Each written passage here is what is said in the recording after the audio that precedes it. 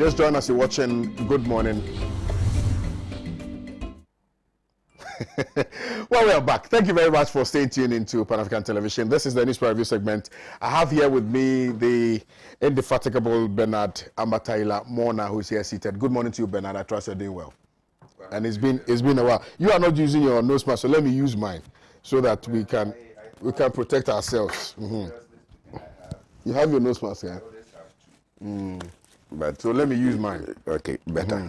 Yeah, I'll use mine so you can use yours or you shouldn't. I mean, it's okay. At least once. And everybody in the Master, go and use your nose mask. Hurry up. Thank you. All right, Bernard. Yeah. How have you been? I've been doing well. I've not seen you since after your defeat in which of the defeats? The election, the MPship. Not the first one. I've suffered the domestic defeat. So home and away you. and now I don't know. So now you're just a political activist. Yeah. But before then, I have a presentation to make. This one is from the company we just Naturalend. You know, they said I should give you. Have you seen this horse? Yes. But I ride horses too. You like horses. So they said because you like horses, I should give you the Truman capsules. And then this one is also for men, prostate. You know, promote optimal prostate health, enhances normal urinary flow with saw, palmetto, and whatever they call it. But so this one is the one for waist empowerment. Then this one is the two for waist. This one is just to keep you healthy. Healthy, generally. And this one is for madam. Okay. Or the madams. Madams. But I think I can release this one to Ivy. But okay. Well, so the topics. Why are you changing the topics? Okay, so thank you. Thank you very much. Thank you so much. But I was talking about the shocks. You know, when Chelsea goes to once Chelsea plays at Stamford Bridge, they beat them. When they go to Barcelona crowd, how do they call this? How do they call me? I'm not a football fan, I don't know. But when they go to Barca also scores them. So home and away, they ship you power. They ship me. Chairmanship, they ship you. MPship, they ship you. So why? That is life, you know. And after the elections, it was one media guy. I was doing a press conference and I was invited. I did a press conference on my friend Bobby Wine and the atrocities that are meted on him by Yoweri Museveni, who is the indignified president of Uganda. And this guy just went, even as he's a member of that particular radio station, went and posted that they don't want me to be talking about this. They want me to go and represent my people in parliament. So I said, okay, you are right, but what do I do? I should go and hold my people's hands to go and thumbprint for me to be in parliament. You are not aware that I put forth myself, my resources, my energy, my sweat and blood, so that I could go to parliament. If the people decline my offer to go to parliament, what do I do? I can't force myself to go to parliament when the people think that they have an alternative, probably better and superior than me. And so, Kwame, I did my best in the elections. But as I've said, the greatest shock in this is the family members, is the friends, particularly persons you perceive to be political friends, that they feel that they can use you only for their end, and that when you want something, they stay away, or they even come in such devastating manner to come and rout you. And then after that, they still want you to be a friend. You understand? It's amazing. But I think you've been in politics long enough. No, I know. But I'm saying that, you see, in our language, they say that when a dog falls and another falls, it means the dogs are playing. Bale kabale, onalabadi. But when one dog is falling all the time, and the other one wants to show that you are the super dog, then it's no more a play, it's a fight. Because you want to show that as for you, you cannot fall. You understand? So in life, there must be some symbiotic relationship. And when that symbiotic relationship appears to be parasitic, then you know that parasites are not friendly animals. And therefore, you have to realign your thoughts. And it was in this campaign that I got to know that, hey, persons you perceive not to even be of your political thoughts were sympathetic towards your case. Because I had very good friends from the right wing who would pass by the region and find a way of coming to support. And there were people of the left wing whose only stock in trade was to come and shred you into pieces. We've learned some lessons. And so after the elections, as you know, I decided to go and concentrate on the farm, because I have not had enough time to devote to farm work. And that's why you could see me most often in the farm. And I enjoyed the presence of being in the farm. That said, my activism will continue to soar. There are issues of national and continental significance that I intend to pursue. Issues that afflict the ordinary people of our nation, I will pursue them.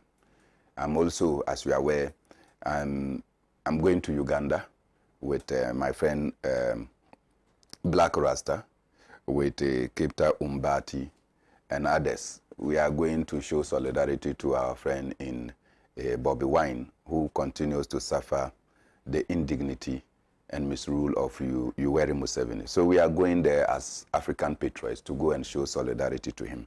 So I'm sure that in a couple of weeks, if you don't see me in Ghana, you should know that we are in Uganda trying to show solidarity to our comrade, that despite that we don't have the capacity to vote in Uganda, we have a voice to let the many young people and other Ugandans know that the legitimate president that has been denied his place continue to have support among the African people. Beautifully put. Thank you very much, Bernard Mona. Well, let me remind viewers again that you're watching the newspaper review segment here on Pan-African Television with me, Kwame Owusu Danso. As you know, Bernard Mona contested in 2 elections, lost both, but is still very much alive and very active. And he's going to do whatever it takes to ensure that he continues to be involved, you know, in the foundational blocks that will continue to build our democracy in this nation. So, Bernard, we wish you all the best. We can only support you in all your endeavors. I forgot to thank you. It's not everything that I have to say about you, but your contributions towards my, particularly the parliamentary effort, was so significant. In fact, at one point in time when the contribution, my boys Lalas and Co, we were actually sitting at home. We couldn't move. And we had activities too. So we're just sitting down planning where we can get fuel, and all of a sudden, you know, I just told them that let's go. They say what? I said KOD. And Kwame, that was our widow's mind. No, that is what friendship is all about. It's not about how big it is, you know, and that is why when sometimes you have to listen to some of the things that other people said, because it is Martin Luther King who said, and I like that quote, that in the end, we will not remember only the words of our enemies, but the silence of our friends. Who were our friends at the time that we needed them? We didn't have them. And so when people like you, and I continue, some people don't want their names to be mentioned, so I'm constrained in wanting to show my sincerest appreciation to them. But hey, they did a yeoman's job. You know, some people will just call you. One of them just sent me a message. I have been coming to this show with him, Alaji and Alaji, and if I state his position, they will know. And then he sent me a message, Bernard, in all this, I hope and pray that God will lead you to Parliament. You can't measure the satisfaction that he came, because this is somebody who has been appointed. He headed some institutions, he became an ambassador, and look, and he feels that we need a caliber like you. I have one of them in Bibiane who will constantly check on me. Bernard, I don't have money for you, but look, how is it going? When such words come, you feel that there are people, And you know, my friends, Malema, Bobby Wine and others, all of them calling just to check on how things are going. I can tell you that I feel magnified by these kind of things. But of course, I also take into consideration those you thought that they will know better, who did the other way around and still expected you to be a friend. Our friendship must be at arm's length. It is the NDC General Secretary who put it to the EC that if you have to eat with the devil, you come with a long spoon. So in such circumstances, I have already gathered my long spoon. So I always know how to stretch to deal with such people.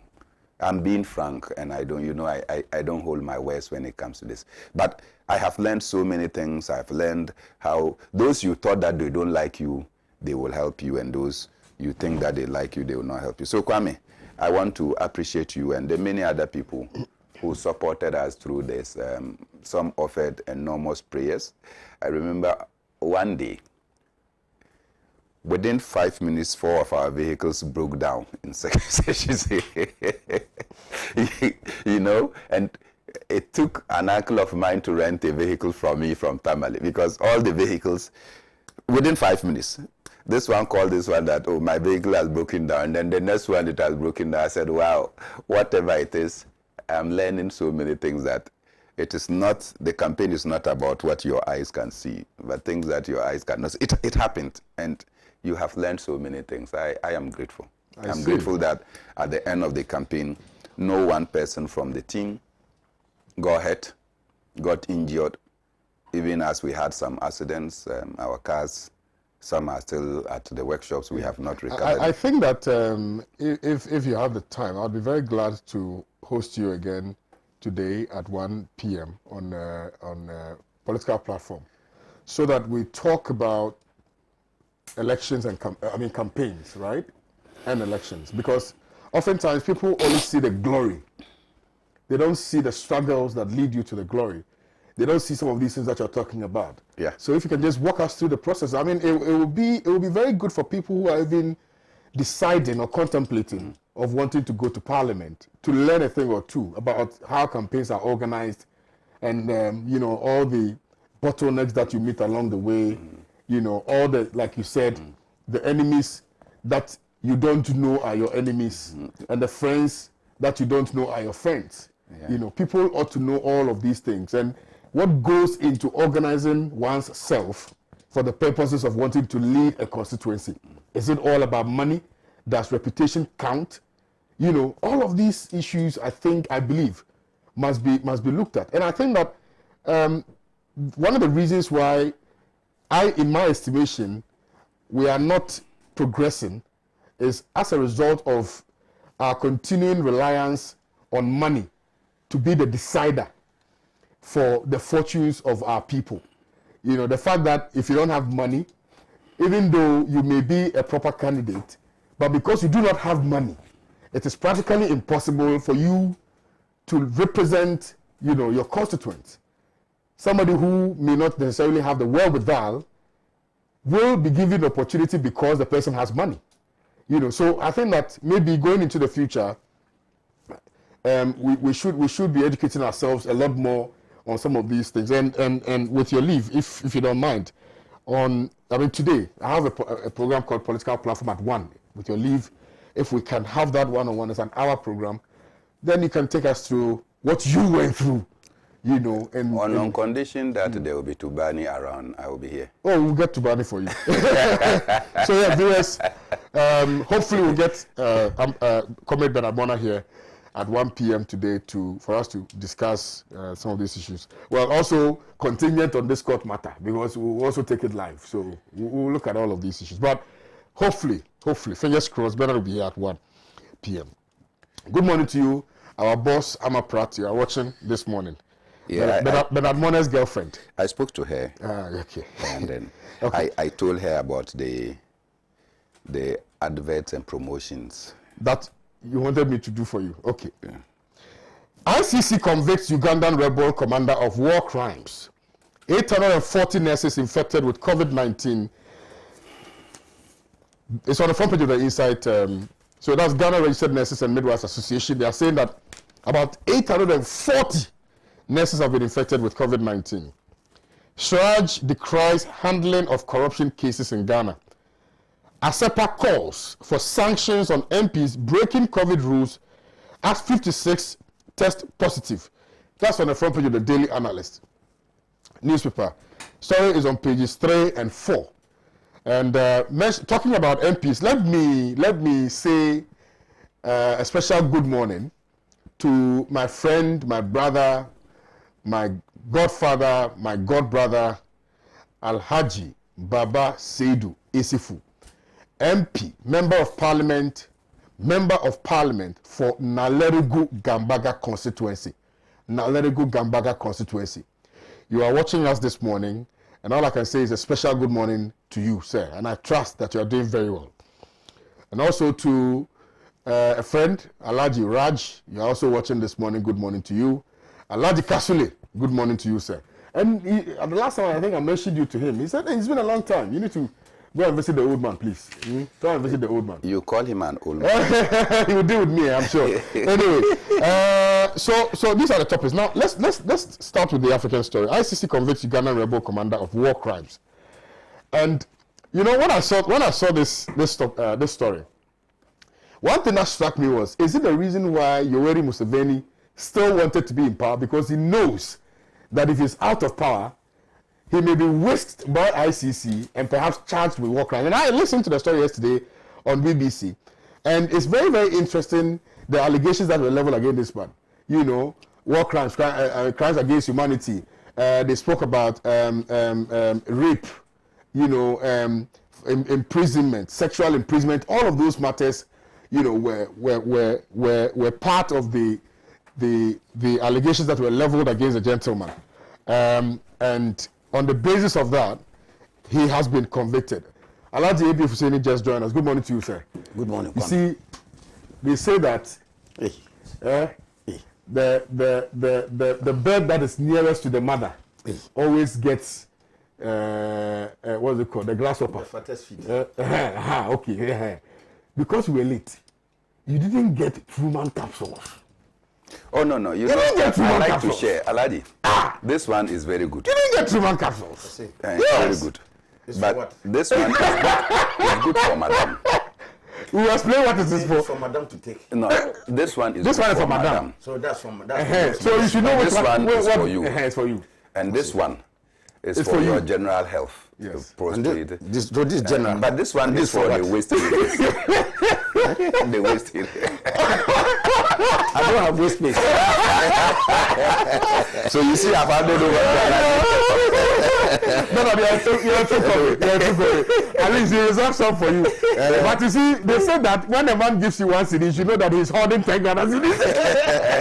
That's a good gesture. I asked this question of an accountant. They say that even a fingernail is important in a fight. So it's nice. Thank you very much. Welcome. Thank you. All right, so Bernard, let's start with Uganda and what is happening there. The Uganda rebel commander of war crimes has been convicted. Well, Kwame, the International Criminal Court of Justice, ICCJ, has been set up for, in my opinion, trying the underprivileged world and sometimes concocting stories about the atrocities that are meted out in the underprivileged world. Whilst the privileged world is never called to answer for their level of atrocious murder of innocent citizens across the world. And so anytime I hear the ICC has convicted somebody, and you can check the globe, if the person is not from the Latin American origin or Southern American origin, the person is of African origin. No one from Europe, for that matter, has suffered the kind of high-handedness of the International Criminal Court. Even if you are coming from Europe, then you are coming from one of the poor countries within Europe. So it appears that they are set out for those who are already vanquished, and they want to pummel them the more. So I think that justice is only seen to have been done to those countries or those leaders who virtually are powerless. Otherwise, you cannot be looking for criminals in this world and escape George Bush, who, by the stroke of his pen, decided to devastate a burgeoning country like Afghanistan and Iran. And remember that the constant refrain in Iran was that Saddam Hussein was harboring weapons of mass destruction. Yeah. Even against the International Atomic Agency's report that they have gone there, they have wrecked the place, there is no such thing. George Bush unilaterally, against the will of the UN, went and launched an attack on Saddam Hussein. They scouted everywhere. They did not find anything. Alaji, they did not even find a knife to peel oranges. At the end of the day, they accused Saddam Hussein of being an undemocratic leader, the reason for which Iraq has to be devastated in the manner that it was. If you go to Afghanistan, the Taliban are a political group. But because the Taliban are seen as fighting for their rights, they were tagged as terrorists. And therefore, they had to be defeated. Now, when you come down and you tell somebody like the Rwandan president Kagame that he is a candidate for the ICC, and that as soon as he escapes his presidency, he will be hauled before the international court for justice. What are you telling him and his people? You are telling them that don't hand over political power, even when they are willing to hand over power to see that secession in their countries. I am sure that Kagame will want to hand over political power. Yeah. To want to see that the country that he has rebuilt after such devastating war of 1994, that look, after his exit, some or the country will continue to be on a path of progress. But he is unable to do so because you are telling him that the day that he ceases to become president, he will be hauled before the international court, and then he will become a nobody and he will be tried. You think he will go? This international court was the reason why Laurent Gbagbo, a legitimate president who was forced and taken away by the forces of the colonialist France, is currently, even after the international court found no crime against Gbagbo, they cannot permit Gbagbo to come to his own Ivory Coast. Gbagbo is in Belgium, of no consequence, when his people need him to come and lead them. You take him there, when you have realized that there is no crime against him, release him, you say he should go and be in Belgium. Why? Because the ICC has become a tool for the colonialists to ensure the clearing. And why? These people, some of them have committed atrocious crimes against humanity. There's no doubt about it. But who says that it is only the Africans, Latin Americans, and the poor European countries whose leaders have committed such crimes? Look at what America, France, and others did in Libya. That the once powerful president, whose country owed nobody and no institution in this world a dime, and whose country, if you were a student, and you didn't want to study in Libya, and you studied outside, every month you were given $2,000 stipends. If you married newly, you were given $63,000 to start life with. Accommodation and food ration was available for people. That man was put as a piece of souvenir in the shopping mall for people to go and see. So as, in their opinion, to send a signal that if you are an African leader who will not pander to the whims and dictates of the Western world, we will showcase you like this as a piece of a souvenir for your people to come and see your wretched body. They did that. Who has taken Sarkozy to the international court? Who has taken Barack Obama to the international court? Or the NATO forces for the crimes they committed against such a great African leader? So, where I sit, the ICC, in terms of the words they have inscribed in their status, may be well intended, but the manifestations over the period have indicated clearly that they are biased against the underprivileged world and they are favoring the other world where people have committed more crimes than. So I'm not sure that it is the reason why Yoweri Museveni is not yielding in spite of the fact that he lost the elections. What I just want to say is that the actions of somebody, and you remember Charles Taylor. Before Charles Taylor was brought here by President Kufuor, the Akosombo Accord, and then Obasanjo, they came. I remember the story of Charles Taylor. When he got up to give his final speech, he said that there were 3 cows, red, black, and white. They were moving in harmony and working together, and nobody could defeat them. One day, the lion got up and said, look, when you are walking, everybody is admiring you. But you see that black cow is the reason for which your beauty is darkened. So you red and white, why don't you leave black so that I can deal with black? And they saw that, yeah, they were making sense. So they allowed the lion to take the black cow. Of course, made a meal out of it. After 1 month, there was no meat available to the lion. So the lion came back and said, look, white cow and red cow. White cow, you see, you are white, transparent. Everybody likes you. But because of this red thing, everybody, they don't like you. So you stay away and let me be able to deal with the red one. The white one stayed because of self.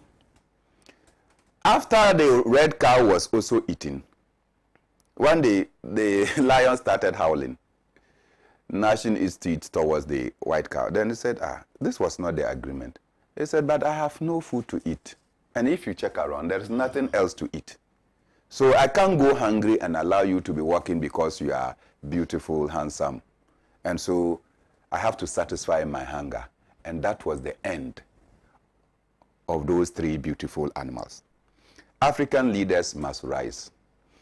And to ensure that the singling out of African leaders and being dealt with is stopped. If we don't deal with it in a collective manner, and we allow our own to be devoured individually, one day we will not exist as a continent, let alone as individuals. Thank you. Nicely put. Well, let me welcome you all again to the newspaper review segment on Pan African Television with me, Kwame Owusu Danso. Again, let me remind you that we're streaming live on our Facebook page, so it doesn't matter whether you're living your home. You can simply just log on to Facebook and search for Pan African Television, like our page, and then you can get to watch the morning show as it's being shown live on Facebook. If you're on Twitter, you simply have to follow me on Twitter, Kwame Owusu Danso, and leave your comments. I will read them out. Also on Instagram, at Kwame Owusu Danso. You can follow me on Instagram as well, and on Facebook, Kwame Owusu Danso. If you have any messages, I'll try and read them out for you. Honorable A.B. Fuseni. Yes, sir. The Britannia man. Yes, sir. The indefatigable. I beg you. Oh, why? You they call me indefatigable, me and call him so you know they like. I beg you. You don't like that one? Which one you like? Oh, just the Britannia is Britannia is enough. Okay. It summarizes everything. everything. You have said is just a truism because I have seen it. Oh, when we're doing this demonstration against the you won't go there. What is that? against the U.S. military Because bases, the that Alhaji was in full energy, and the young Kwame was struggling to This matter. When I call honorable word, I say Kwame. So you want us to call the risk? No, that day, look, everywhere I was, and then I turned and Alaji was telling me, and Kwame could not cope up with you know when I realized he was a dangerous man? Intelligent. The man can stand So this man. You see, Kwame. Yes, sir. It is not the size of the man in the fight that matters. It's the size of the fight in the man in the fight. So you be energized depending on the size of the fight in you. Absolutely. You can see a huge tall man there. Some midget can blow him off his feet. Yeah. So Anyway, let me take the opportunity to say good morning to my brother Ben Amona. I've always said it that Allah Almighty in his time will reward people for what they deserve. I believe that his reward will come. Inshallah, inshallah, inshallah. And I know him. He is a guy of steel. You can't break him down. I just urge him to continue the good work that he's done. Let me say good morning to your good self. Thank you. Our technical people, the viewers of Pan-Africa, and ultimately the Blichina people of the Sandargo constituency. I owe them an irreparable debt. Any day, any time, I will stand up for the people of Sandargo. They are great people. I can tell you that they have no size in this country. Kwame, the ICC, I share many of the things Comrade Ben Amona said. First and foremost, let me say that any global instrument that is crafted to, as it were, ensure that the universal application of human rights and fundamental freedoms, because I say the universal, those applications are not limited to some sphere of the globe. So they should be applicable in Africa. They are not applicable in Asia. They are not applicable in Europe. They are not applicable in North America. They are not applicable in South America or Oceania. If they are universal, Kwame, they must be applicable across the length and breadth of the globe. So first and foremost, I would be in favor of a system where individuals are held liable and accountable for their misdeeds. If anybody engages, especially in an egregious infraction of human rights, I mean, there's no way.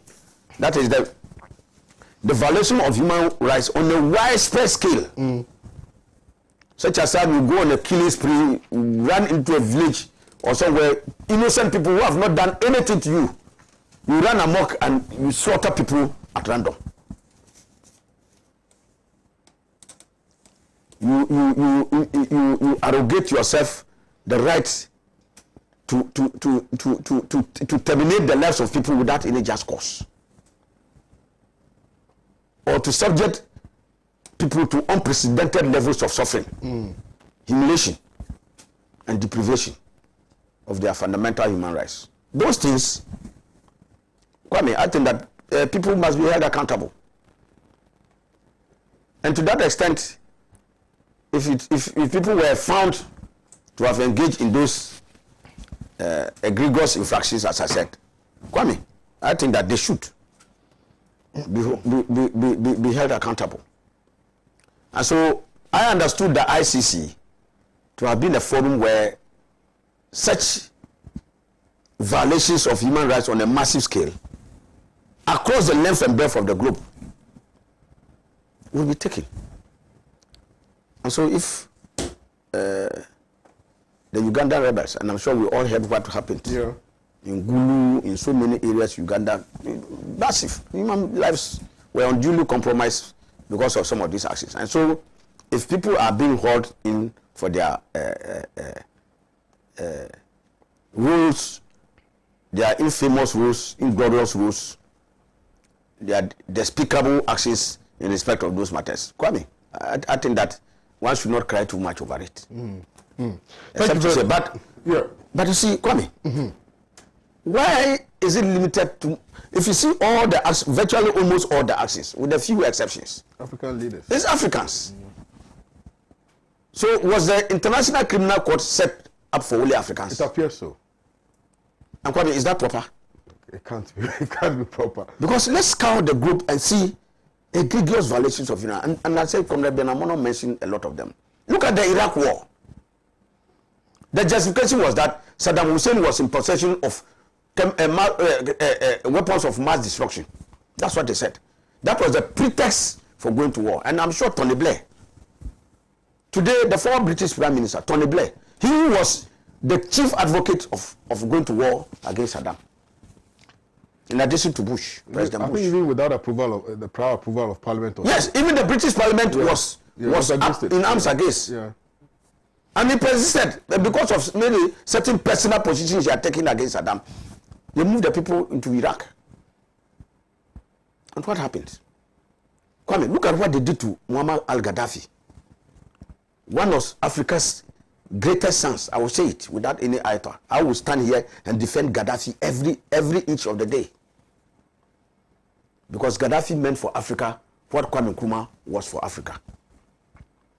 So true liberator. You know, in the Green Book espoused by Muammar Gaddafi, he said that power, wealth, arms belong to the people. And so, no wonder on the advent of the Al-Fatah revolution, Gaddafi nationalized the wealth and brought it to Libyans. And not Libyans, Africans. Look, even in Ghana, we ourselves benefited from Libya's largesse. Many times I can't even count that. I'm sure you know. Apart from generous oil that they gave us in our moments of critical difficulty in the 1980s, when our economy had ground almost to a halt. 79, 80, 81, those critical periods. Libya was one of the countries that responded to our clarion call for support. In fact, Libya, even at the World Forum, at the United Nations, and they've even paid dues for Africans to go and participate at the UN Forum, where they would have been excluded. Now they owe. So you see today, they owe. They owe the Kwame, that's why I said that you don't realize the importance of your buttocks until there's a boil on it.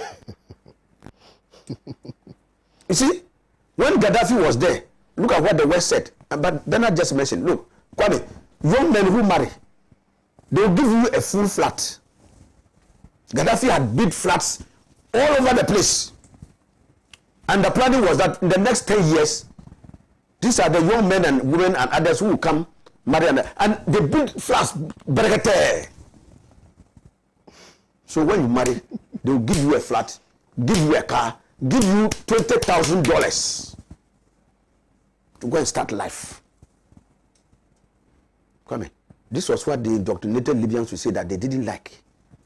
That the country was awash with billions of dollars and Gaddafi was just giving them pittance. Today, go and find out what is happening to Libyans. Even sometimes to get chop. In Libya, a rich country like that, today they can't get it. You lived there before? Or it was okay. Yeah. No, it's not me. I didn't live there. I just went and came back. Kwame, today, I say even chop, they can't get. No of you. No of you could know. They don't have it. Kwame. Yes, so you see the distraction these people have made on the continent, and yet they are working free. Sarkozy, who was part of this commitment or committing of this atrocious acts against the Libyan people, they are all working free. So I see the International Criminal Court has worked grave injustice on the people of this world by limiting their access to only Africa, where African heads of states and other African leaders in various degrees are hauled before the court, and their worst commitment of crimes. Look at the Iraq war. Look at the casualties, the number of people who died in that war, and yet the perpetrators, without any just cause, are walking free because they are leaders of powerful nations that nobody dare touch. And I'm sure you are already aware that the U.S. itself has taken itself out of the jurisdiction of the International Criminal Court. Yeah. I'm sure you are aware. Yeah. The U.S. has indicated that none of its officials or members or citizens will be held before the International Court. Never. So they are out of that jurisdiction. So if some nations have the right to derogate, to go out of the system, and yet be champions in asserting that other nations, because like I said, the US is out. If the criminal court was good, why is the US out? And so why was President Bush so critical in ensuring that they get some of these leaders and others hauled before the court? So Kwame, I think that it's a double standards and hypocrisy that we are dealing with. In as much as, yes, I agree that individuals should be held liable for their actions, I think that we ought to look at a reformation of the International Criminal Court. Absolutely. Thank you very much, Honorable A.B. Efuseni, for that wonderful submission. If you just joined us, you're watching the newspaper review segment here on Pan-African Television with me, Kwame Owusu Danso. Let me remind you again that the WhatsApp number is active, 0260846539. We're also streaming live on our Facebook page, which is Pan-African Television. And you can share with me what your thoughts are via my personal Twitter handle, which is Kwame Owusu Danso, Facebook, Kwame Owusu Danso, Instagram, at Kwame Owusu Danso. Let's come back home and discuss some local stories. And I think that because Honorable A.B. Efuseni is here, I want to go to Parliament and start with the calls for sanctions on MPs who have broken the COVID-19 rules.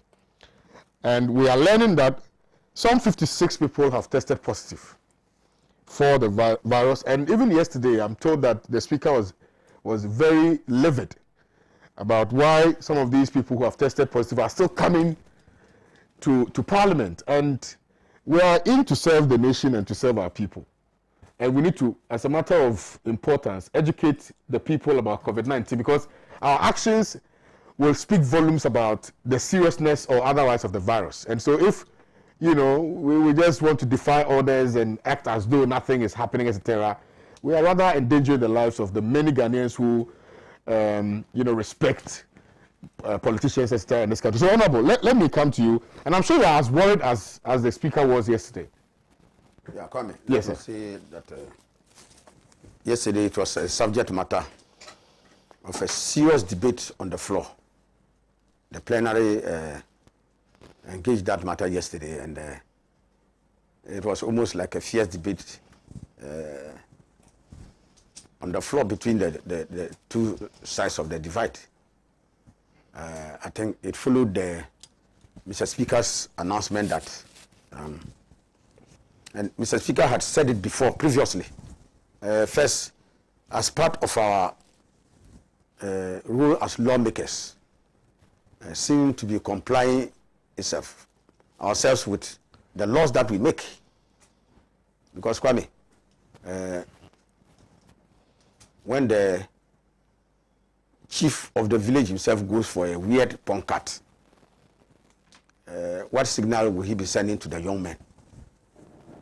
If you go to your village and you see the chief cutting punk, then you yourself, you say, hey, this chief, Charlie, he has sent some signal to us. What with the young men, the kind of haircuts we shall come out with, you will be amazed. So as lawmakers, we are the first line of people who should be seen to be complying with the law. Kwame, so in relation to that, Mr. Speaker directed earlier that all members of Parliament should go for COVID-19 tests. We have a clinic in Parliament. Okay. So Mr. Speaker directed that the health staff there were standing in readiness to take the samples of members of Parliament and then conduct the test, I believe at Noguchi.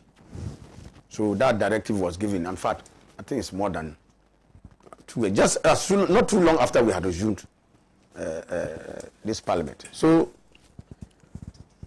following that, it came to Mr. Speaker's attention that, one, some members have still not gone and done the test. That everybody was coming to the house. And then later, when the results were made available, allegedly some people who tested positive, and the number was given as about, I think, 15 members of parliament. That about 15 and then 41 staff.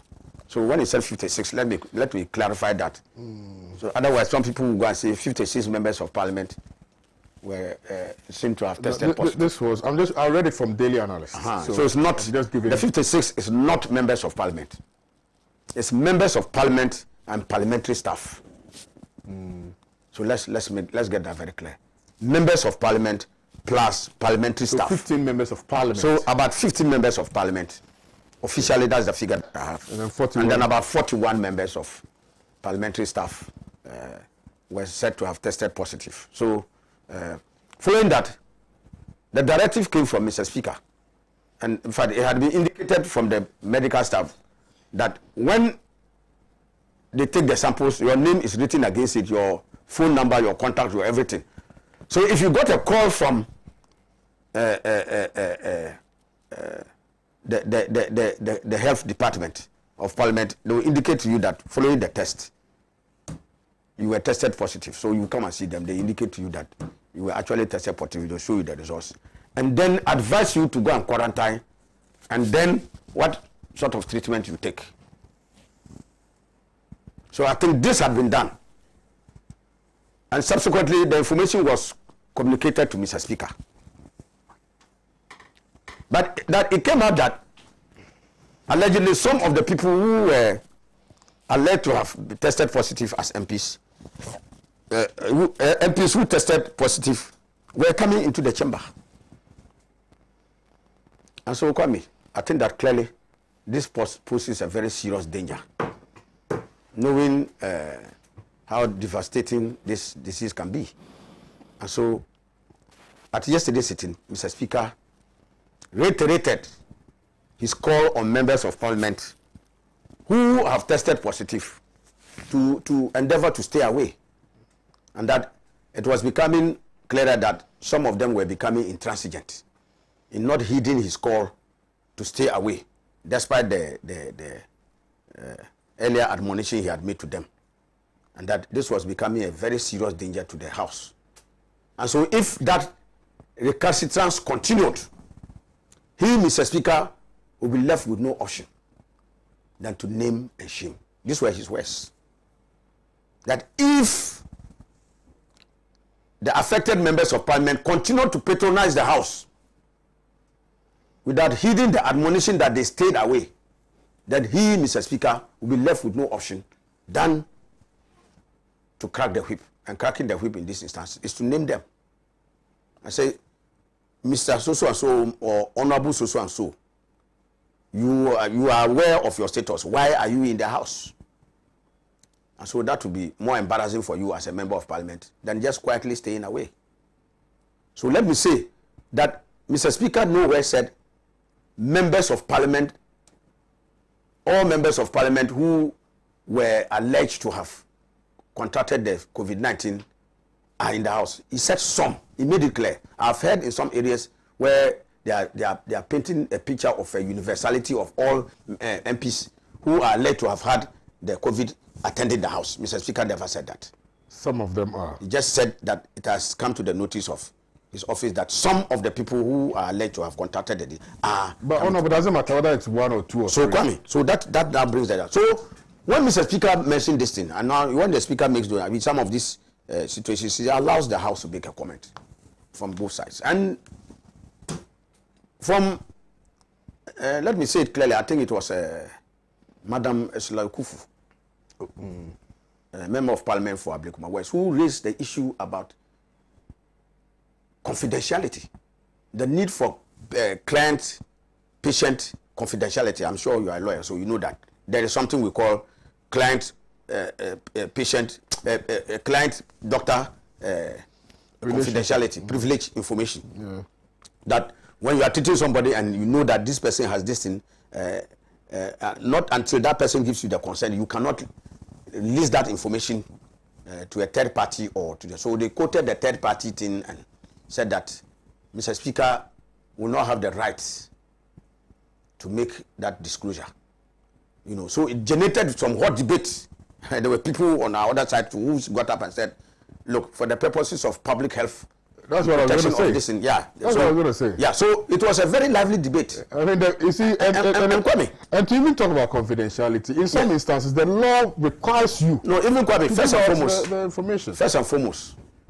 The matter of life and death, you are talking about. Mr. Speaker, on the strength of an infraction or on the strength of something very critical, has a right to direct you to stay away. And especially on this health emergency. Kwame, I think that there must be respect for client-doctor relationship. But the respect for that law, for that right, is not an open-ended right. It is relevant to the extent that it does not interfere with the rights and freedoms of other persons. The moment that right of yours not to have your information disclosed interferes, and not just interferes more, but even in this case, threatens and endangers the life of others. And we are talking of the lives of maybe countless number of people. So that your right as an individual will be breached in the interest of public health and safety. Because you cannot withhold that information and allow that person to continue the reckless behavior of still patronizing the house and subjecting the members of the house to that mortal danger. It is not permissible. Kwame. So that was what occurred on the floor of the house. And some members felt very passionate that if that is the case, Mr. Speaker's directive must be enforced. And if those people continue to violate the rights of other members of the house to have their health protected, and they continue coming, Mr. Speaker must name and shame them, notwithstanding the existence of this right of privilege information not being divulged to third parties. Yeah. So that has come out. And so Kwame, I, without any item of doubt, support Mr. Speaker, because Mr. Speaker's action is not just about protecting Mr. Speaker's own health, but the health of other members of the House. Indeed, Kwame, if you go to Parliament now, it is only 1/3 of members of Parliament who can sit. And even following that, Mr. Speaker had to even direct that Parliament will now sit only 2 days a week, Tuesdays and Thursdays, so that the possibility of contact and danger of members congregating minimized. Minimized. I'm sure you are aware that even the week before, we had to go and sit in the tent. You see the tent. We're not sitting in the normal chamber that we used to sit, because that had to be fumigated. You know, so I don't know even sometimes how useful that fumigation, but it had to be fumigated for members of Parliament to have a more secure environment to sit in. So you don't do that and allow people who allegedly have caught the disease. But that's indiscipline. But you see, quite more worrying for me is the issue of stigmatization. I'm sure we should, all of us should see COVID as like, you have got malaria or you have got headache. But where from the stigmatization? Because people fear that, and that is where the problem is. People fear that if you, Kwame, today if I come and tell you that I've tested positive for COVID, Kwame, when I'm coming to you, you say, allergy, I'm coming here. You will be going in the opposite direction. No, not when you've been treated.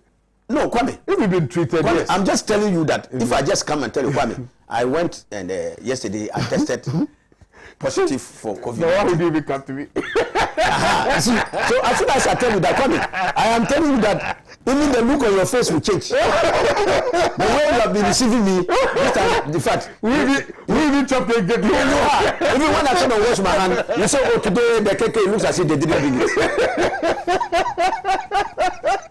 So you see the problem of stigmatization. And that is what is running across the length and breadth of this thing. And there are even fears among some members of parliament. If it comes out and somebody goes to your constituency, you want to tell your constituency, oh, you know your member of parliament has tested positive for COVID-19. So if you are not careful, you should prepare for a by-election. So anyway, thank you. So you see, this is that. But I think we should begin to see it as a normal disease. But people can open up and say, oh look, I went and tested and this is it. But treatment is there. I'm treating myself by the grace of Allah Almighty. Thank you very much. Bernard, let me hear from you. I almost said the king is that we don't go chop again. When I was and I'm sure you declined my invitation. I won't even climb your car. You see, you are educated. But Kwame, let me just Bernard, 1 minute. Let me say this, Kwame. When I went to my constituency last week, Kwame, I can tell you that there are still people. I had a big battle with some of my constituents. Kwame, to date as we speak, there are people who believe that the disease doesn't exist. I'm telling you. I encountered somebody. I was giving him a mask. He said, this one, why?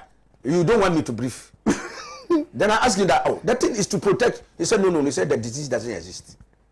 Anyway, so after the morning show. And that is not true. And that for people in Tamale, the disease doesn't catch them. Yesterday we did short it's videos. Dangerous. We did short videos from our panelists. Yeah, there are some people who believe that it doesn't exist. We'll do yours after the morning show as well. It's dangerous. Let me now hear from you, Bernard. Kwame, exciting news coming from Parliament that the Speaker of Parliament want to be strict. When he was second Deputy Speaker of Parliament, it was obvious that that was at the incipient stage of the coronavirus. There was massive scare globally about what corona could do. And what happened? We're told then that some members of Parliament had tested positive and they were constantly in the House doing parliamentary business. There were suggestions that Parliament should even be closed down for obvious reasons, because members of Parliament are just not ordinary members of our society. Members of Parliament, Kwame, why do you want me to see what Alaji is looking at? Pardon? Why do you want me to see what Alaji is looking at? Kwame hasn't said anything to you. He's pointing, Alaji, you didn't see where he's pointing us. Who is the originator of the funeral? He's pointing hands and I don't want to look at it. He keeps pointing. Fortunately, Alaji was not so sure. It is not the person who communicated first who caused the trouble. It is the one who re-communicated. So, at that time, our members of Parliament did not show sufficient steel. And I say that our members of Parliament are not just a Bernard Mona or Kwame Owusu. Danso. When you say a member of Parliament, you represent even more than your constituency's location. Because people from other walks of life will come to you, researchers will come with their research. What I call persons who have certain interests will come to you to lobby you so that you can be able to make some statements on behalf of certain segments of our society. Because, for instance, the Disability Council will want to come through you, knowing that you have a big voice, so that you can make a case for them. Farmers will want to come and see you, knowing that you have a farming background, so that you can make a case for the agriculture sector. So every group of society wants to come and meet with you. So your interaction with all these people exposes all of them to the possible infection that the society should have. Unfortunately, our members of Parliament did not hit to. And I recall one of the nasty incidents where a then Deputy Minister for Trade, Carlos Ahinkra, the Olympic, was Carlos, was diagnosed. Was diagnosed with COVID. You mean the guy who snatched the ballot paper? I will get to that one. Okay. Then, in his recklessness, he came out of his sick bed, during the registration of voters, went and was being mobbed by his constituents in his area until it was publicly stated that this is a COVID patient or COVID positive person. And what did he do? He only resigned as a member of the government, as a deputy minister. But as a member of parliament, reason for which he even went to interact with his constituents, he still remained a member of parliament and probably got re-elected. After that, all of us as political actors, we did election 2020. It will be hypocritical on our part to say that we were not milled by the electorates in our various constituencies and in our campaigns. What happened to COVID-19 then? We threw all the cautions and the protocols to the dogs. President Akufo-Addo was tumbling and summer-tumbling. President Mahama, ABA Fuseni, Bernard Mona, we were everywhere, jumping and doing everything with the people on the field. Soon after, we are okay because we got what we wanted or we didn't get what we wanted. Not so. Because you lost. Yes. And then we come here and say that COVID-19 is escalating, it's increasing. Yes, COVID is increasing. Because it has increased from COVID-19 to COVID-21. How do you convince the people that, look, after we came and mingled with you and did all that, at that time people were not dying. Then today, COVID has increased. So you can understand why many of our people in society will not believe these statements coming from officialdom. In fact, it is even rumored that, look, because of the widespread anti-vaccination campaigns, that, look, this COVID thing, and yesterday, if you watch the news, a U.S. lawyer who decided to go and take the 2 tests, or what we call it, vaccines of COVID, soon after he was vaccinated, he rather got COVID. It's public news.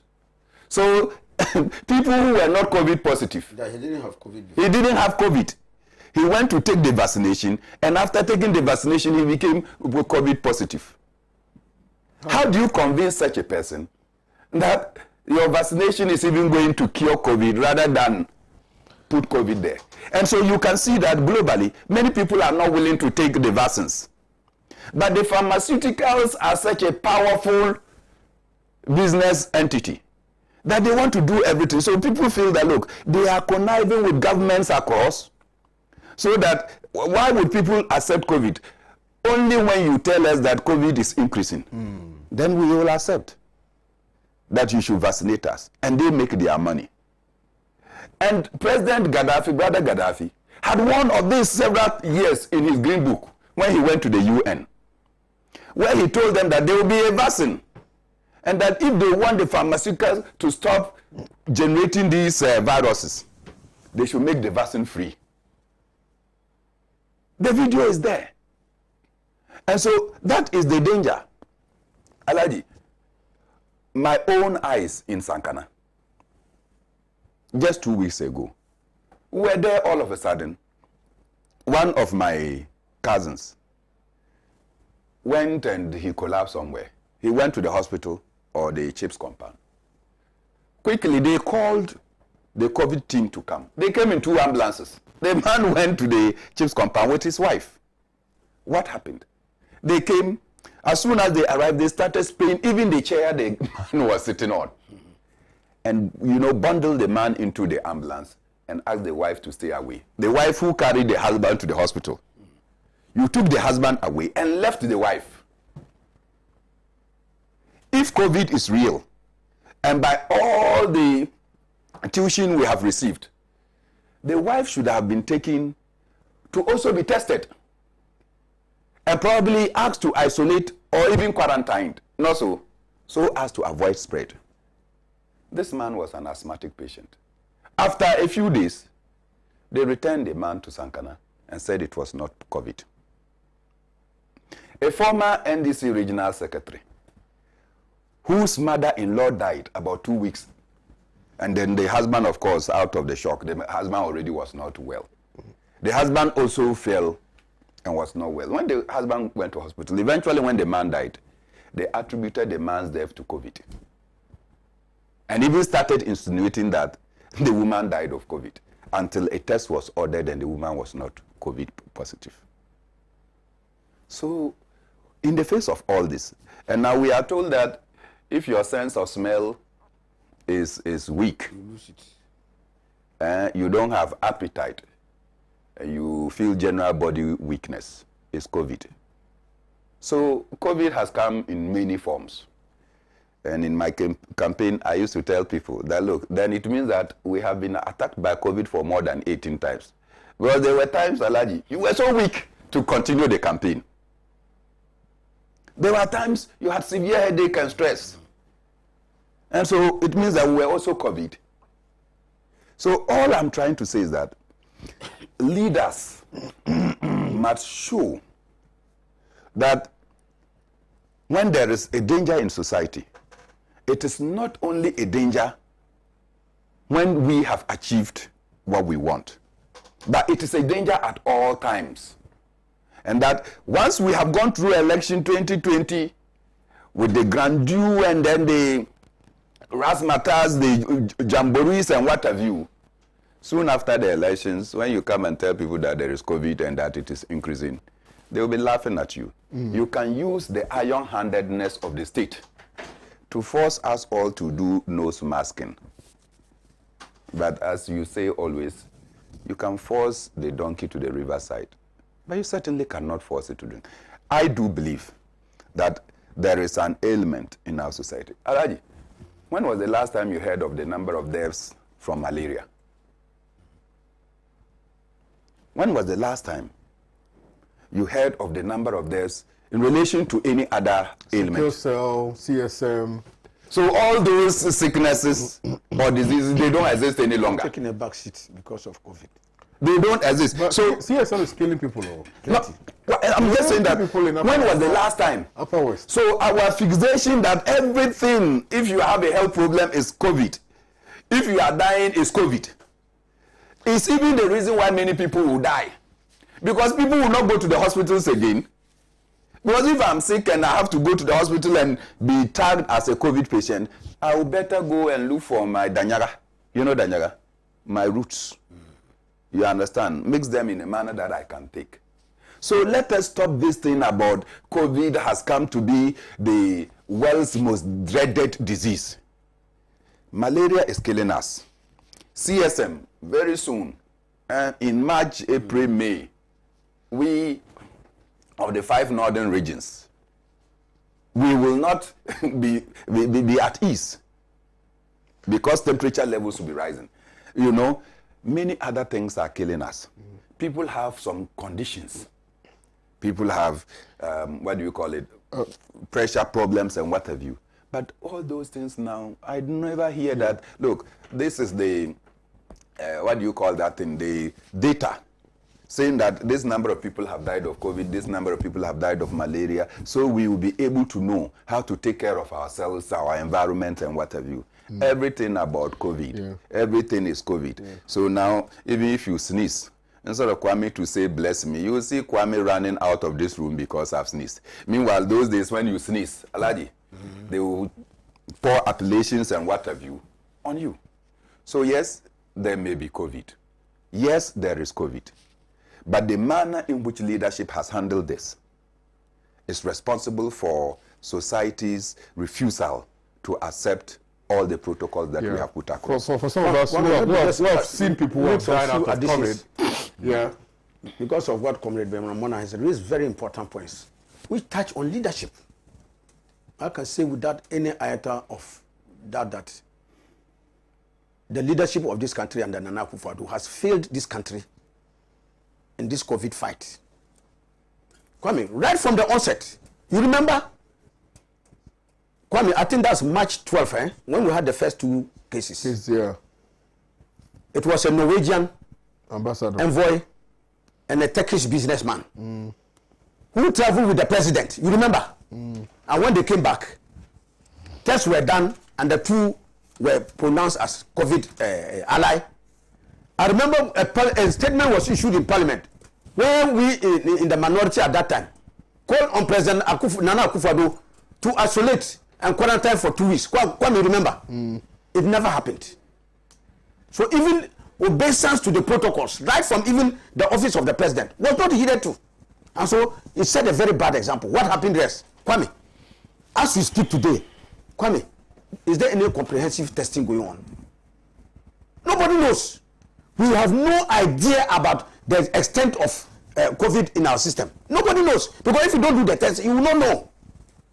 Kwame, as we speak today, contact tracing has stopped.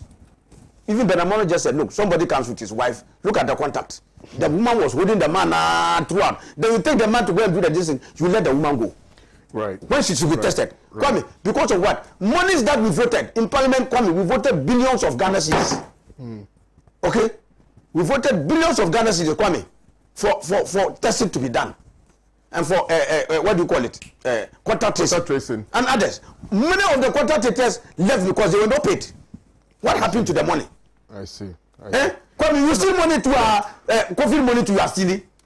Abba. Kwame, we are talking about Benakomona talking about vaccine. I for now, I know that there has been some conspiracy theories that have been going on about vaccines. Even in the US, African American communities are very reticent about taking the vaccine because allegations that are going on that it's meant to exterminate black people, and so these theories are going on. I for one, for now, notwithstanding that this, I don't want to dismiss totally, and I don't want to accept that this now. But because we are confronted with this disease, we should be careful. Because if you throw everything on board, overboard, without actually trying to do a synthesis of the issues, this COVID thing can be very, very terrible. Because in areas, in countries such as the US, today I was looking at the figures, Kwame, over 450,000 Americans have died out of COVID. It's crazy. I'm not too sure that if this thing were not real, it will take such a devastating toll on a very developed first world country like the United States. Yeah. So I think that yes, in as much as there will be conspiracy theories coming in, for which we must not be in a hurry to this, but we must also not be in a hurry to jettison vaccines as a preventive, they call it what? Prophylaxis. Okay. Medical terminology. Okay. The day that the vaccines will be introduced in Ghana, I want to see President Akufo-Addo, the Vice President, take the shot. The Speaker of Parliament. Yes, they will take your shot. The Chief Justice. Yes. Members of Parliament. Members of Parliament, yes. And then members of the leaders of this society. They should take it for us to see that these vaccines are acceptable first. And then when they take it, we will wait after 2 weeks. You will wait for 2 weeks? Yes. To see the effects. To see the effect before society can now be asked to all accept it. Kwame. But where you tell us that we should take the vaccines and you, the leaders, are not taking it, Kwame, I don't think that it will be acceptable to all. Thank you very much. My worry is currently in schools now. In fact, as I speak now, Kwame, my heart is in my mouth. Because I even hear that in the school that my boy attends now, they tested so many students and they were positive. Yeah, but that's a danger. It's a very worrying. Yeah. This in the schools have opened. Oh, but even government spread that. But you didn't hear yesterday. Justice Appiah was telling me about one of the schools. I think 14 cases now. No, and this one. What's in my classroom, they had about 135 students when the classroom size at maximum should be 30. Yes, why must we reopen? They say even some 40. It's worrying. It's very worrying. The president is saying that companies must run a shift system. What it means is that maybe 10 people will go in the morning, 10 people will go in the evening, perhaps. But you are saying that schools should open. Schools should open. Look, Kwame, I don't understand this matter. Football matches, you go to the stadium. They say 25%. Go and see 25%. Who enforces the 25%? Sometimes the stadium in some place is full, it's packed. People are in the stadium. I simply don't get it too. Kwame, in the market. Kwame, go to the market now. You see, at the market's not full. And there's one You go to education. market. Is there any restriction? That's the problem. And there's one education. You see, that, so we're engaging in a haphazard. There's no planning, but no policy, there's no guidance. There's also one education that perhaps We're just living at the mercy of God. Bernard, the fact that you know the money that we use, the currency, we're not encouraging the usage of electronic value. You know, how can you encourage the use of electronic value when the same government that Do you said understand? that we should go because when you buy, has when you, decided to increase the currency from you print money and plenty of it is kept. 50 Ghana cedis to 200 Ghana cedis. Doesn't make sense. because you see, when you exchange money, people think that it's just about wearing nose mask. You exchange money. Kwame, if somebody has a virus, they'll give you the money. They'll give you the virus. Then you should stop hawking. Because when I'm going to buy my ice water, what's the point I'm making? and then That the person has held the ice water, removed it, That and is then the the point I'm bottle has making. taken off, So I come and they give it to me and I start drinking. Yes, Then there should be a change. That's the point I'm making. Kwame, I'm just throwing a challenge to Pan-Africa. When you finish, take your cameras and go around the schools and see their extent of preparedness with PPEs, COVID-19 prevention materials, Veronica buckets, soap, all the. Kwame, go to the schools and see whether you see any of this. The government had promised that they are going to make some of these things available to the schools. Kwame, you go to many of them, nothing. Right there, they don't have. Interesting. Well, on the and these are the reports that we are getting from our schools that a lot of the children are getting infected. Anyway, It's very dangerous, Kwame. well, We're living dangerously. thank you, Honourable. Bernard, Sraj is upset too. Sraj, yeah. Commission on Human Rights and Administrative Justice, they are very upset. They are decrying the hundred of corruption cases in this country. They are very, very upset. Bernard. Kwame, if you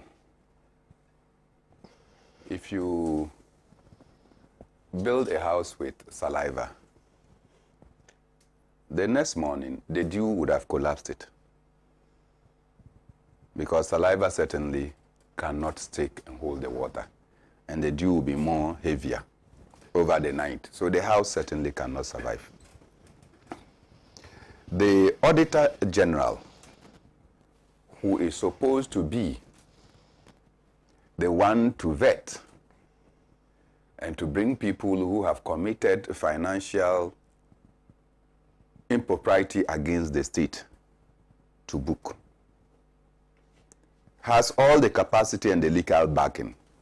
Listen, the Auditor General identifies that wrong has been done to this nation,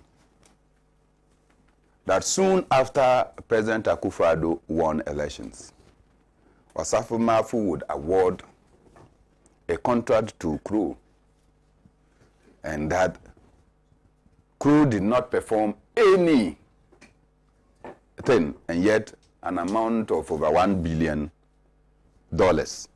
was paid to that entity. And the Auditor General says, look, nothing whatsoever compelled the kind of consultancy that was expected to be done. There was no tender process. It was just handpicked and given to this company, and at the end of the day, there is no evidence of any work done. And therefore, Osafo Mafu had caused damage to our nation's resources. What then happened? When the issue was brought, President Akufo-Addo compelled Osafo Mafu to rather take the Auditor General to court. Not so. And before they can say Jack, the Auditor General was asked to proceed on leave. All manner of allegations were leveled against the Auditor General. The Auditor General proceeds on leave.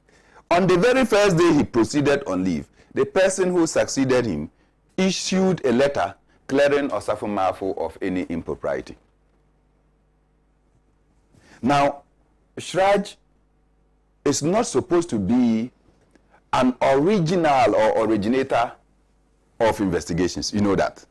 There must always be a complainant. A petition. Oh, yeah. And that complainant must be willing to stand by the content of the petition. Yeah.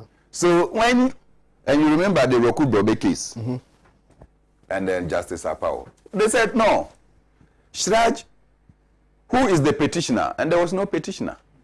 And because there was no petitioner, the court simply dismissed the case, in spite of the fact that there were issues there.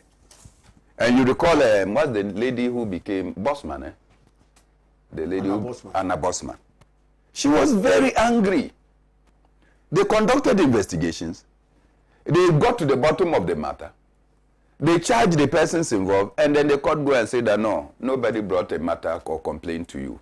So you don't have the power to go and institute your own investigations. So if Shraj cannot institute investigations, and they have to wait for complainants, and in instances where people have even been found, and you go there, you, the complainant, now becomes a target of government. Yeah, that's true. So you don't think that Shraj has a reason to be worried? That no one is coming to complain any longer? Because the government that is supposed to protect the so-called whistleblowers, complainants on people who have seen corruption and have reported, they are supposed to be protected under the Whistleblowers Act. Now you say that the Shraj document doesn't protect whistleblowers. They must be exposed so that you get to know who has come to bring a complaint. So if the Minister of Finance has stolen, if the Minister for Finance has engaged in what we call the Ken Bond under dubious circumstances, and I have all the facts, but I don't want to be known because I'll become a victim of the state, Shraj cannot even take the evidence and go and do their investigations to come to a certain conclusion.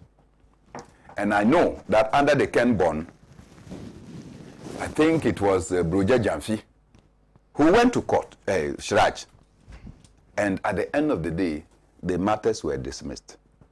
It was Asepa that also went to Shraj, and at the end of the day, if you read the Shraj document attested that the Minister for Finance did not do due diligence.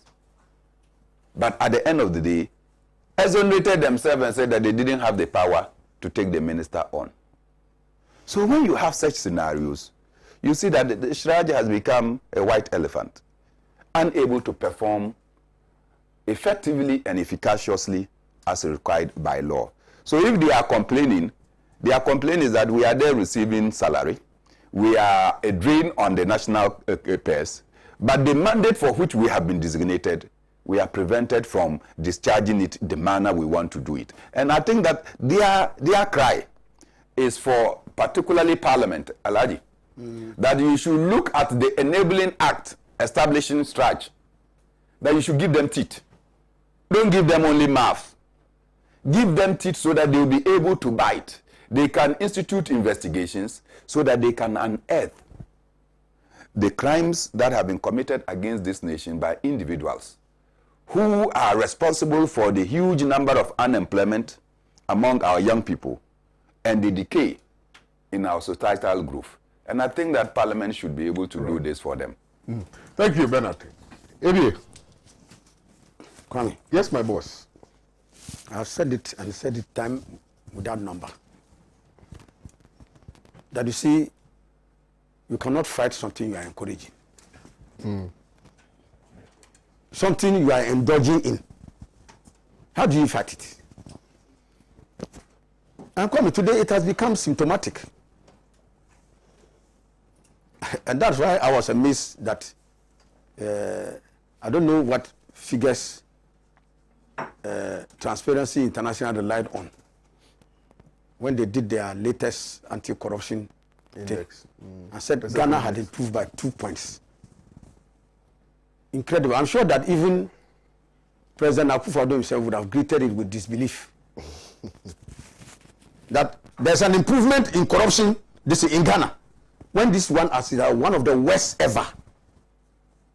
And I know that, Kwame, the Ghana Integrity Initiative, the local chapter of Transparency International, that helps to feed them with the information, may have done some disservice. Because everybody who lives in Ghana knows the extent to which corruption has worsened in this country in the last few years under Nana Akufo-Addo. Kwame, to fight corruption first will be the vision of the leader. It must be part of the leader's vision to fight graft, malfeasance. And so if a leader has no vision to fight corruption, Kwame, don't expect any fight against corruption. Beyond the mere, what do you call it? Gestures. Rhetoric. I will come to even when we come to the issue of the Office of Special Prosecutor and other things. Because today, Kwame, do you hear about the Special Prosecutor again? No. Today. But so Kwame, I say first and foremost, it must come down to the vision of the leader and his commitment and strength to fight corruption. Kwame, if a leader can just espouse it, oh, I will fight corruption, it's not enough. It's to have a solid commitment. Because some of the what do you call it? Some of the appointees that we are going to bring into office will engage in acts of corruption. May engage in acts of corruption. So you should have the political will to want to go after them and deal with them.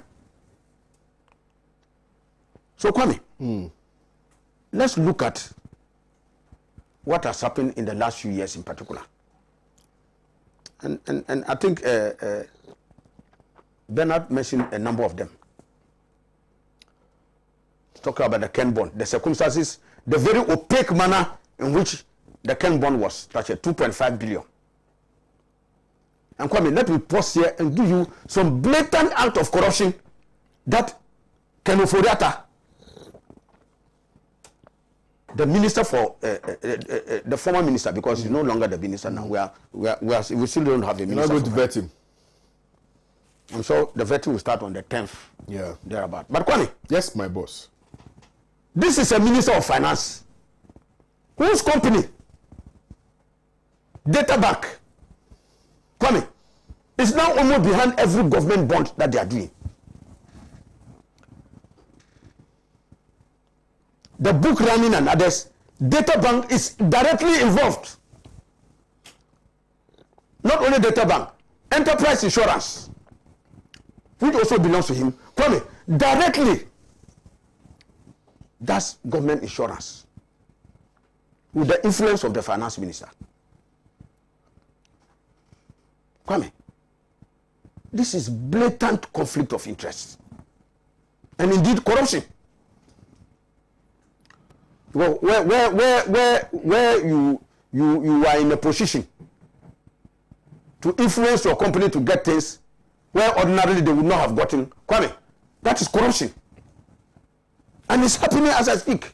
Many people have pointed to this, and I tell you, Kwame, the man behaves like he's an omnipotent. He's untouchable. Nobody can touch him. Okay? Kwame, and you also look at the numerous cases that have been brought to the attention of government for which nothing has been done. Kwame, today as we speak, we have a president of the republic where his minister for environment and others comes to say that, Kwame, 700 caterpillars are missing. Kwame, caterpillar, look at a caterpillar, huge as it is, can grow wings and fly away. They are missing. Not only caterpillars, SUVs, money, gold, all those other things they did under Galamsey, Kwame, all missing. Have you heard anything about it again, Kwame? No. The Interministerial Committee Against Illegal Mining. ANAS, and it is President Akufo-Addo who told us that when he was in opposition, when he comes, he worked by the ANAS principal ally. ANAS went and gave him tape of Charles Bisu taking fat envelopes. And the people had come for mining leases and concessions. Kwame, beyond saying that he had resigned from being the secretary of the committee, what has happened? Is that how to fight corruption? Kwame, not a single person. For the 4 years that President Nana Akufo-Addo has been in office, not a single of his officials has been hurt. You have heard this euphemism, oh, investigations are being conducted. No investigations have been conducted. They only hide behind the euphemism of investigations to kill the matter, to buy time, and the matter dies a natural death. All those matters that they have talked about investigation, have you heard of one report that has indicted any official, and the official has been taken to court, and the court has dispensed of the case? Have you heard one? 4 years under Nana Akufo-Addo. Kwame, if you are going to sit here and count the number of allegations of corrupt cases, we'll finish it now. But not even one have they prosecuted. Take all the cases you can think about. And so, Kwame, you see that the issue of the fight against corruption is just a mere platitude, mere rhetoric. There is no substance behind it. And Kwame, you also consider the role of civil society and generally Ghanaians as a whole. Kwame, I think that Ghanaians, we have not been angry enough about the abysmal attitude by government to the fighting corruption. We have not been angry enough. Because in any civilized society, Kwame, the populace would have been up in arms, seeing how state resources have been dissipated wantonly by government appointees, and nothing has happened to any of them. Not one has been dealt with. And Kwame, bringing in the special prosecutor, were we not told by Nana Akufo-Addo's government that the special prosecutor was going to be appointed and the fight for against corruption will be carried to dizzying heights? A lie? Yep. Today, what happened? Even when the special prosecutor wanted to go against, I'm sure it's the same Ken. Yeah. The same Ken. What happened? The president asked him to stay. The president himself, no other person, the president himself asked the man to stay his hand off. That Ken is untouchable. Don't touch him. Stay away from Ken. Quite a lie. True. What has happened? At this one, it was came from the horse's own mouth. Amidu himself told the whole world what happened when he wanted to venture into the matter, and that now his life is in danger and he has to run away from the office and resign. Kwame, so you see what has happened? The abysmal danger. The matter has died in the market. We don't need to announce the demise. Everybody has heard it. And Kwame, look at. I don't know if you can conclude for me. We need to go to the Supreme Court now. Yes. Yes, sir. You need to also look at the manner in which you need to empower anti-corruption institutions. Bernard mentioned Chirac. Kwame, go and most of these people, their budgets come before Parliament. You go and find out their capital expenditure, goods and services, and Kwame, it's nothing to that apart from paying emoluments. Most of their this in capex zero. You look at their other this is goods and services, very paltry. They can't do anything. So they are not empowered to be able to do thorough investigations and F acts of corruption and get them prosecuted. Because government is not giving them even the funds that are needed for them to do their work. They don't have it. So how are you going to fight corruption in these instances? So that's why Bernard said that if you build your house with saliva, it will be destroyed by the next dew. It's just mere empty rhetoric. There is no iota of commitment, and that's why I trace it down to the attitude of leader. Whether the leader has vision, whether he has a commitment to fight corruption. If that vision is not there and is backed by a lack of commitment, forget about it. Nothing happens. Honorable, I'm grateful to you. Nothing is happening. Thank you very, very much for your time.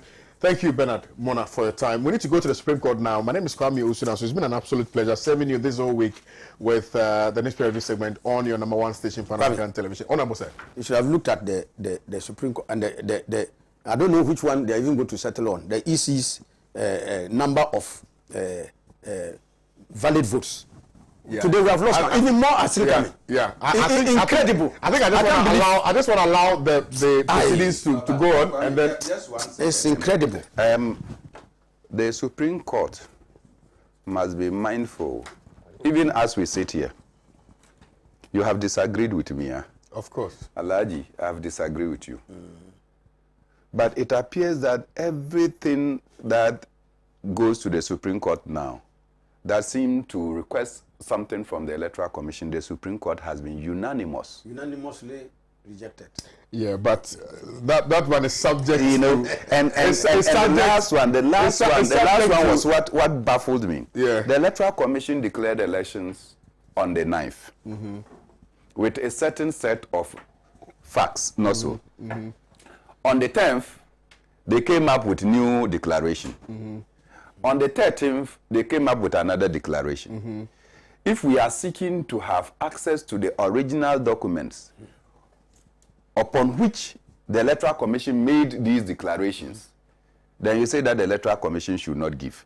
So what set of documents did the Electoral Commission use but to I do think, the I think that declaration? explanation was given that the photocopy is as good as the original. Which So on the basis photocopy? of that- Because after the 9th, nobody was in the after the 9th, nobody was in the strong. Yeah.